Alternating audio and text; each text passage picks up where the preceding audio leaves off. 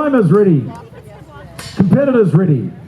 1, 2, go. Right off the top, keep an eye on the big hitter, George Williams from the east coast of Canada, but Tyler Brady is right into it too. This guy has been cutting timber beautifully this year. Boy, the accuracy on it. Already George Williams is around to the back. Jakey Hewitt, the odd speed is gone too. Lars Hobenshield having a good cut. Jeff Coburn, he's gone. The Powell River boys are off.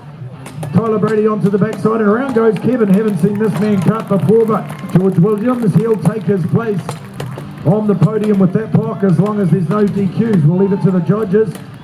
And Tyler drives off too. A great cut from the Powell River boy. Another one on the ground, and Jeff Coburn. These fellows are loving the podium today. Ripping into it. Alan Knapp trying his hard to drive off. The freight train's gone. He'll take 4th. It's anybody's. There we go. Lars takes his spot. 5th. The Detroiter, Kevin, he's gone as well. 3 more competitors left in the field.